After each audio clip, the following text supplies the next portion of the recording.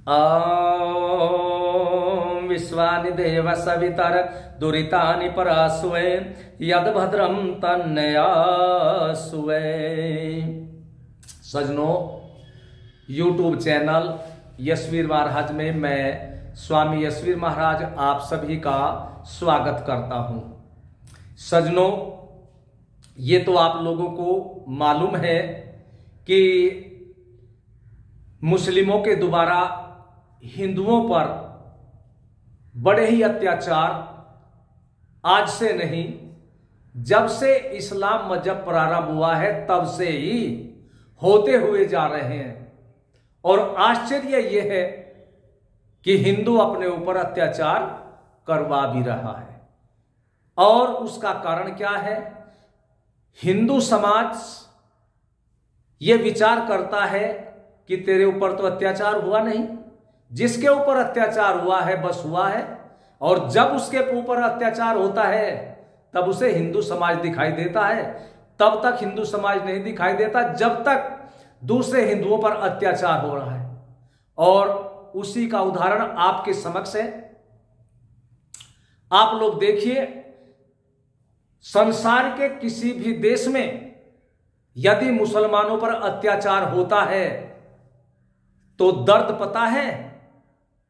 यहां भारत में होता है। सड़कें जाम तक की जाती है इस्लाम मजहब के लोगों की रक्षा के लिए। और ये हिंदू, दूसरे देश की तो बात अलग है। यदि यहां भारत में भी हिंदुओं पर कोई अत्याचार हो जाए तो इन हिंदुओं का खून ठंडा का ठंडा ही रहता है, उबाल नहीं आता। उसका उदाहरण राजस्थान का जोधपुर है। पाकिस्तान से पीड़ित होकर के अपने प्राण बचा करके 50 हिंदू परिवार भारत में आ गए कि हमारी रक्षा भारत में हो सकती है, हिंदुओं के देश में हो सकती है। और वो जोधपुर में सरकारी भूमि पर अपने झोपड़ियां वगैरह डाल करके रहने लगे। पहले तो मुसलमानों ने, वो मुस्लिम क्षेत्र है जहां पर वो रहे, बस्ती निकट मुसलमानों की है, उन्होंने उनसे किराया लिया। आश्चर्य देखिए, सरकारी जमीन और सरकारी जमीन का किराया वहां के निवासी मुसलमान ले रहे हैं। और जब किसी को पता लगा, उन्होंने कार्रवाई की, तब वो किराया बंद हुआ। और अब उन्होंने वहां से भगाने का षड्यंत्र रचा। और षड्यंत्र के लिए उन्होंने, जैसे कहते हैं ना कि गद्दार, वे षड्यंत्र को सफल बनवाते थे। तो हिंदू लोग ऐसे जो गद्दार हैं, गद्दारी उनको कहना चाहिए, जो मुसलमानों की वोट लेकर के अपने हिंदू धर्म के लोगों पर कुठाराघात करते हुए बिल्कुल भी हिचकते नहीं। कुछ ऐसे नेताओं को लेकर के जिनको मुसलमानों की वोट चाहिए थी, वहां आकर के जो पाकिस्तान से शरणार्थी आए हुए थे, उनकी जो झोपड़ियां थी, मकान बने हुए थे, और बुलडोजर से वो गिरा दिए गए। और वो सन 2013 में पाकिस्तान से यहां जोधपुर में रहे थे। आप लोग देखिए कहां गए हमारा सुप्रीम कोर्ट, कहां गई ये मीडिया? नैनीताल के हल्द्वानी में जब रेलवे की भूमि पर मुसलमानों के मकान बने हुए हैं, उन्हें गिराने के लिए गया तो सुप्रीम कोर्ट ने रोक दिया। कह लें मानवता के नाते, कानून भले ना हो लेकिन मानवता के नाते मकान नहीं गिराए जाएंगे। वहां मुसलमानों के लिए मानवता, और यहां पाकिस्तान से अपने प्राण बचा करके आने वालों के लिए मानवता कहां गई? एक भी मीडिया वाला आवाज नहीं उठा रहा, चुप है सभी।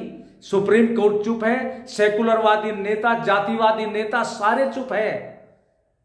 तो सजनों, अब आप लोग देखिए कि उन बेचारों को जब यहां भी ऐसी स्थिति से गुजरना पड़ा तो उनकी आत्मा क्या कहेगी। और आपको आश्चर्य तो तब होगा, 15 दिन के ही बच्चे हैं जो 15 दिन पहले संसार में आए हैं, वो 44 डिग्री गर्मी में तड़प रहे हैं और आज वो अपने घर से बेघर हो चुके हैं, वहां से भी बेघर बनकर के आए और यहां भारत में भी बेघर हो गए। तो ये मानवता कहां है? तो हिंदुओं, तुम्हें दर्द होना चाहिए और जोधपुर की इस दर्दनाक घटना के लिए आपको खड़ा होना चाहिए। आप लोग सारे काम ये समझते हैं कि सरकार कर ले, अरे सरकार के भरोसे नहीं होता, ये तो हिंदुओं कुछ काम अपने भरोसे भी होते हैं। और राजस्थान में तो कांग्रेस है, आप लोगों ने देखा होगा, दृष्टिपात कर लिए, जिस प्रदेश में भाजपा की सरकार नहीं है, चाहे वो बंगाल हो या राजस्थान अन्य हो, वहां हिंदुओं पर कुठाराघात हो रहा है। तो ऐसे इन लोगों से सावधान रहना है, ऐसे नेताओं से सावधान रहना है। और आप लोगों के अंदर केवल हिंदुत्व की भावना हो, मानवता की भावना रखते हुए केवल एक ही बात मुट्ठी बंद करके आप लोग कहेंगे कि हिंदू हिंदू भाई भाई, हिंदू हिंदू भाई भाई। धन्यवाद।